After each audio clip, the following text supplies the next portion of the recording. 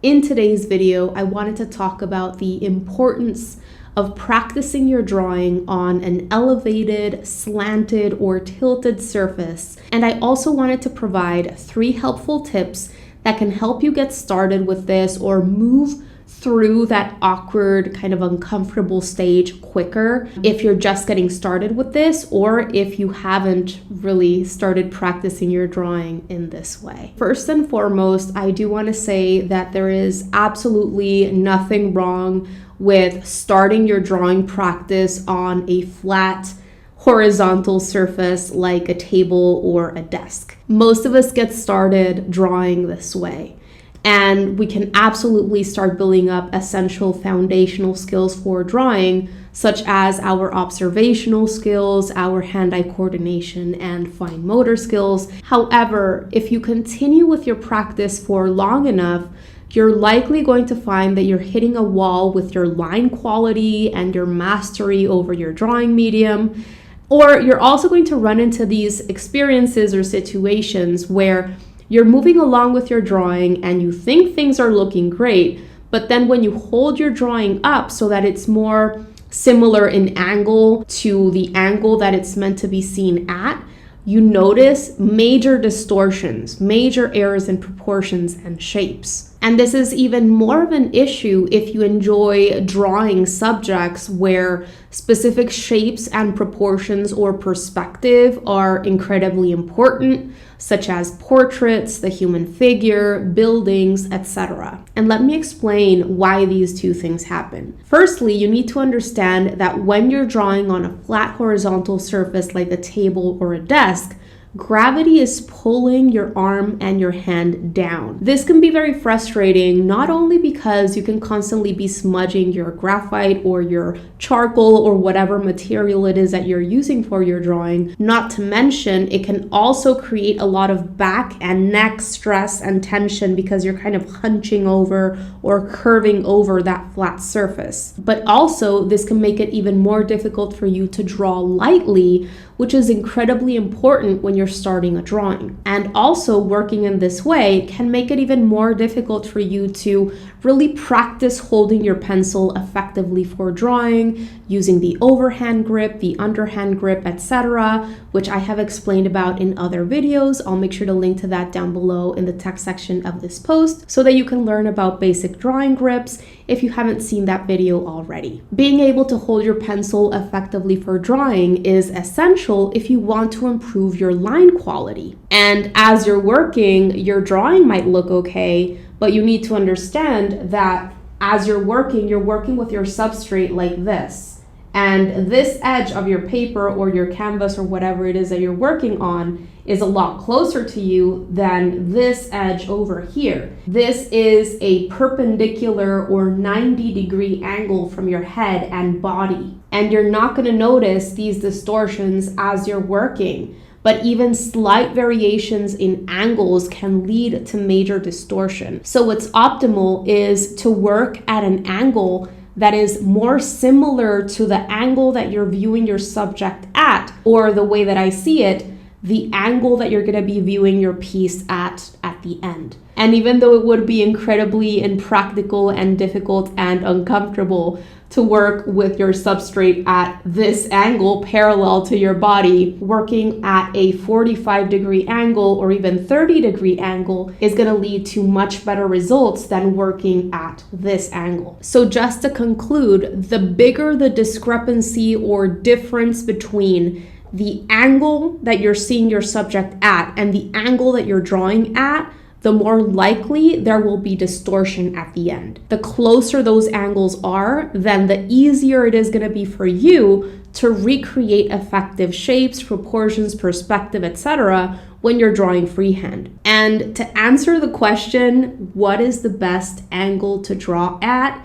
There is no specific correct angle that you should be drawing at. It is all going to be up to you and experimenting and practicing and seeing what comes more naturally to you after having practiced for a bit, because it is going to be uncomfortable in the beginning for anyone to start drawing on a slanted, tilted surface when you've been drawing on a flat horizontal one or writing on a flat horizontal one for all your life, and that is normal. However, after some time practicing and exploring and experimenting, you're going to be able to come to your own conclusion as to what is most comfortable for you, what is helping you increase your skills, your line quality, etc., and what helps you create those outcomes that you enjoy. The exact angle really varies from artist to artist and even day to day or situation to situation, but anything between a 30 to 45 degree angle is going to work great.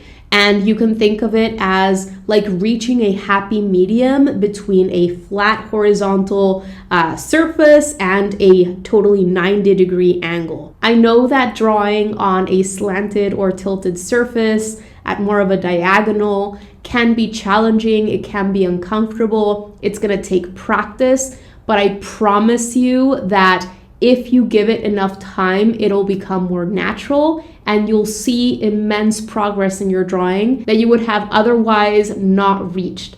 So it's 100% worth it. And now to finish up this video, I want to provide 3 practical tips that will help you get started with this or will help you move past that awkward stage more quickly. Tip number 1 is going to be to invest in either a drafting table or a drawing board.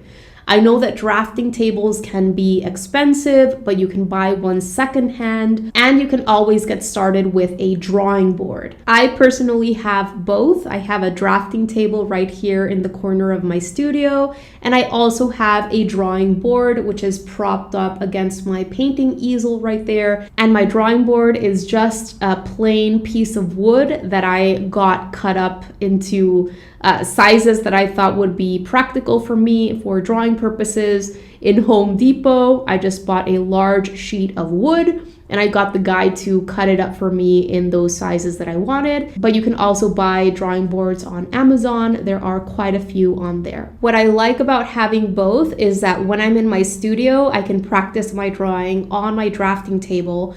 And when I need something a little bit more portable, I can use my drawing board. Sometimes I even prop it up against my table here in my studio and I work on my drawing board instead of on my drafting table. So both work great. Easels are also a great option. Sometimes I teach my classes with my drawing board propped up on my easel like this, like I have it behind me. However, you would have to make sure that it's the kind of easel that does allow you to place a drawing board on it and that it'll be nice and sturdy as you're working.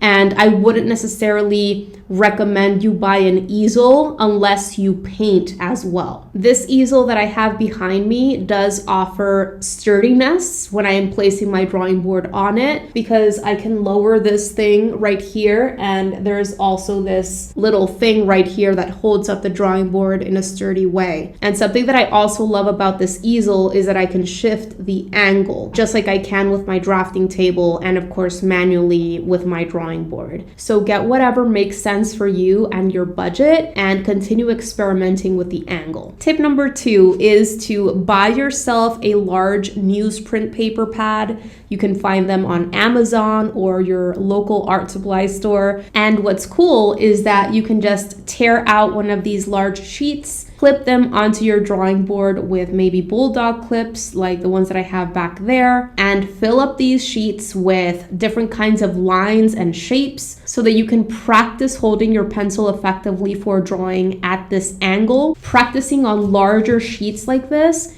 is going to help you get into the habit of moving your entire arm as you're drawing and really drawing from the shoulder instead of just using your wrist in super small drawing sheets. If you do this kind of practice consistently every day for 10 or 15 minutes, just filling up large sheets of newsprint paper with different kinds of lines and shapes, straight lines, curved lines, zigzags, triangles, squares, circles, etc., you're going to get comfortable drawing at an angle faster, and you're going to see huge improvements in your line quality that are also going to show even when you do have to draw on a flat horizontal table or desk. All right, and finally, moving on to tip number 3, and this one is for those of you who are going to wait a little bit longer to invest in materials or tools that will help you draw at an angle. You're still going to be working on a flat horizontal table or desk for a little bit longer, and this can also be a huge tip that can help you if you are in certain situations where all you have available is a flat horizontal table or desk. I can tell you for myself, for example, there are many situations in which I have to work on a flat horizontal table or desk. When I am filming a drawing or painting tutorial, the way that my camera is set up is it's mounted on an arm, and the camera is looking straight down at my piece, and I have to be working on a flat horizontal surface. However, I built up my skills by drawing on a tilted, slanted surface, and I make sure to continue drawing in this way whenever I don't have to do that. But these tips help me make sure that the proportions, shapes, perspective, and all that is effective and will look good when I am done. And this tip is to constantly, maybe every 10 minutes or so at most, take breaks as you're working and hold your drawing or your painting up and see your artwork from a little bit of a farther away distance, just to make sure that there is no distortion or errors in perspective and shapes. You don't want to continue moving on in that drawing or painting process if the foundation is off, because that is going to be a huge waste of time and energy, and it's probably going to be very frustrating, and you could have avoided that. So maybe break up your process into phases and just remind yourself to take a break when you're done with that phase before moving forward. And another thing that I constantly tell myself when I am drawing or painting on a flat horizontal surface is to continue lifting my forearm and my hand off whatever substrate it is that I'm working on, and to do my best to draw or paint from the shoulder and move my entire arm as I'm drawing or painting as much as possible. I really hope that this was helpful. I hope that I gave you some great ideas to try. If you have any comments or questions, go ahead and leave them down below in the comment section. Enjoy your art practice and talk to you very soon.